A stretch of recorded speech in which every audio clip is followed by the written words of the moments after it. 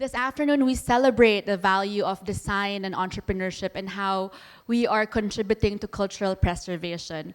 We celebrate the rigorous and intricate stories of how we get here in ArteFino, the long and winding road, sometimes a roller coaster ride of how we prepare for the biggest fair in the country. So just to put in context, most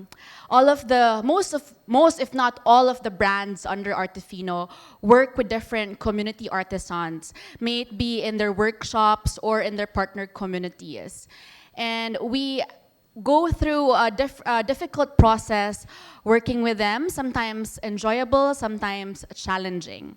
And so today we want to walk you through the design process we have as we work with these different community artisans.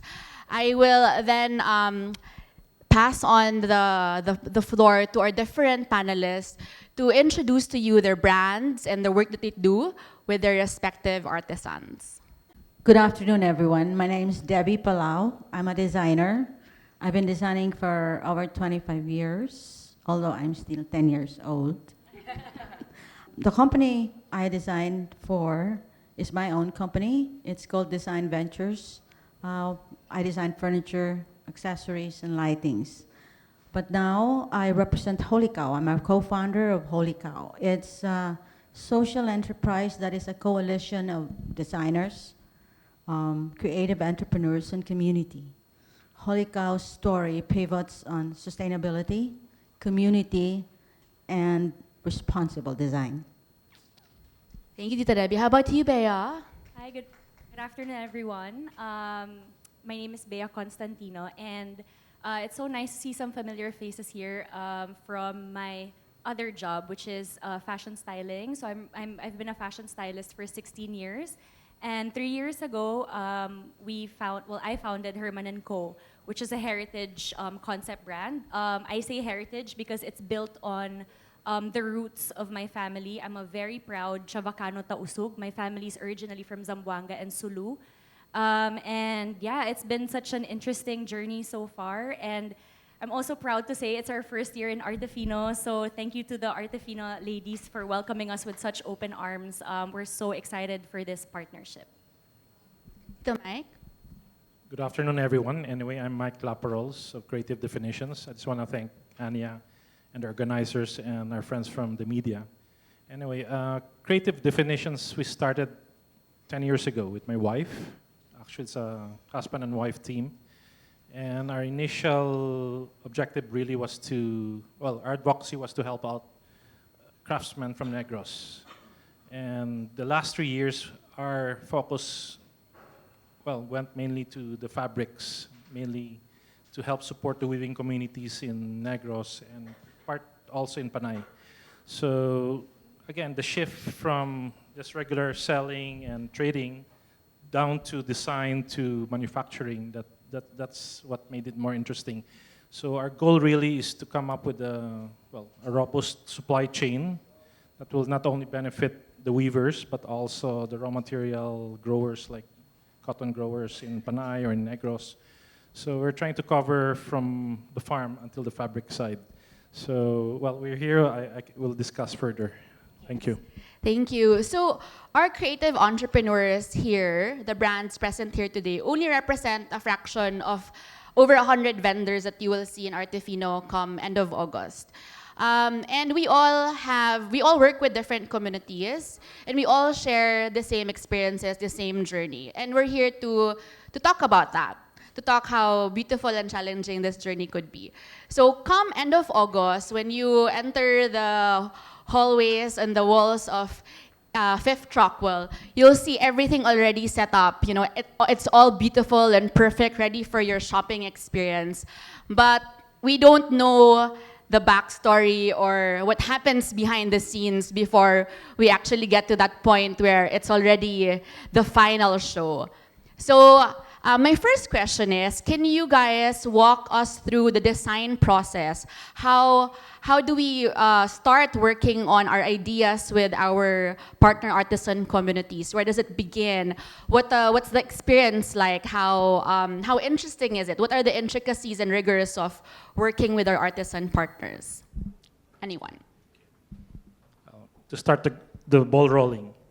In our case, since we're dealing with weaving communities in Negros, these are basically weavers from Kabangkalan, which is south of Negros, and they're based in a very remote area in the mountains of Kabangkalan. And of course, the issue there is logistics, communications, and I think it's a problem also experienced by other groups. So when it comes to the design process, we basically do 2 tracks. I'll just simplify it. First, we do, with regards to our own product, because we have, I carry 2 brands right now, the interweave scarves and shawls collection, and right now, recently, I'm going to launch here in ArteFino, is the Lakat sustainable shoes. So, okay, with our own product, we start off basically we study the trends. What's the latest trends in the market, and of course, color, mixture, and the palette. It's very important. So we also, we travel a lot. We also analyze what's happening out there. So it's not only in the local market, but we're also looking forward in the foreign market, the export market.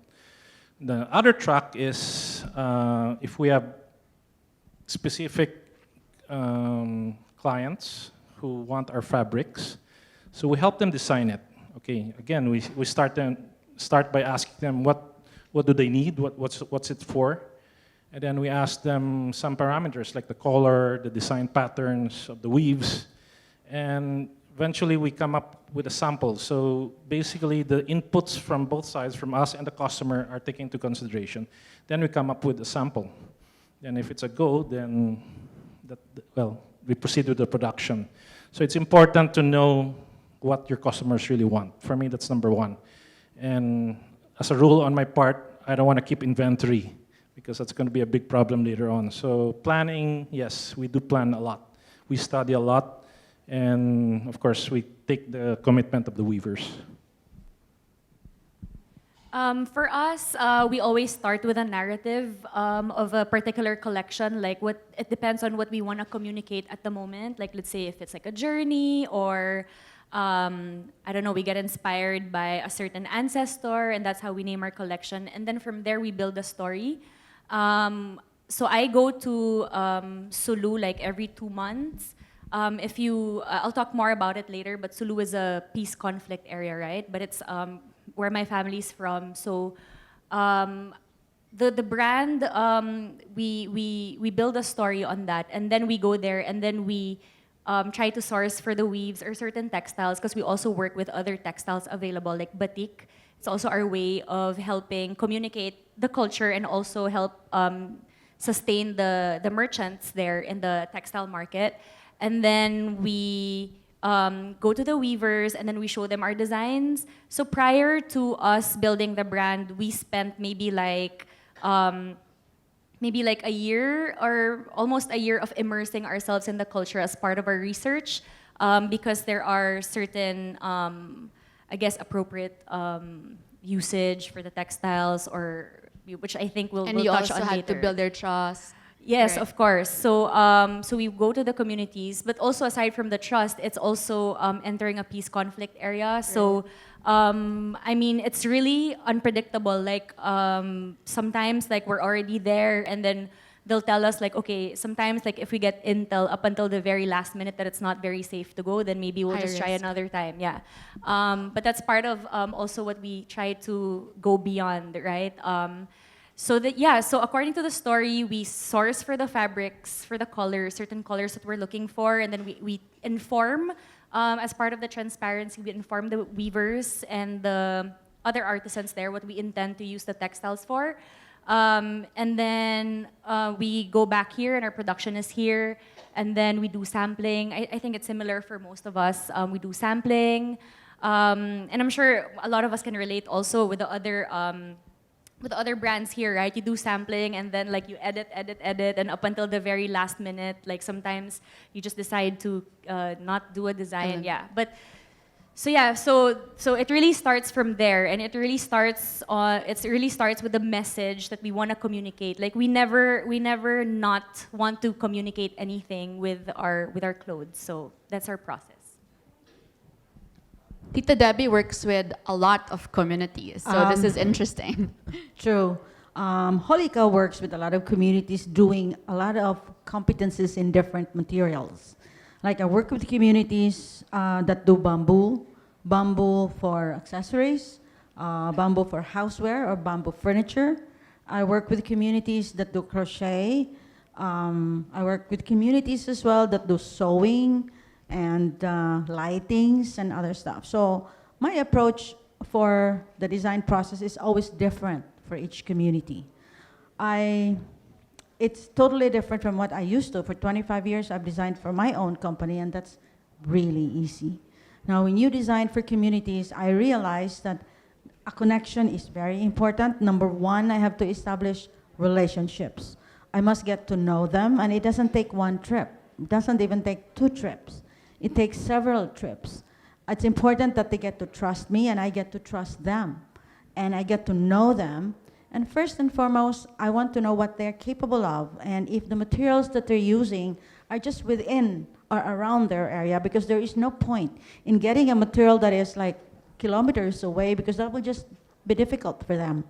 So the parang ligawan will take quite a while, all right? Which is also good because they get to know me and I get to know them. And that's important to me. And in the end, when we start collaborating, I always make it a point that they have their own design input as well. They understand the concept so that they have ownership over the concept. So when it's theirs, I mean, even if they will agree that it's partly theirs, they will want to cooperate, and then they would want to do it. Let's talk about the problems later. Right. Thank you, Tita Debbie, Bea, and Tito Mike. So the road to ArteFino is really long and winding, and it doesn't just take a couple of months for us to get to where we at. We're all in the business and movement of slow fashion, and there are a lot of factors and facets to consider. So there's time, there's risks, there's challenges of communication, there's relationship building. As we delve deep into our work with the artisans, what are the challenges that you experience that really recur or that are something that's very difficult to address, and how have you gone about it? For us, I think the most difficult is the communications. Because it's so far. Well, besides the road and logistics, they're building a road by the way going up. So besides the Recently, if I may, the ArteFino ladies went on a field immersion and visited Tito Mike's community. and they rode a truck, all of them. Yes. And I must say, I was Very proud. proud. I was impressed. So anyway, for me, I think communications is the most important. And initially, we really had issues. So right now, we have what I call a loop of feedback that we follow.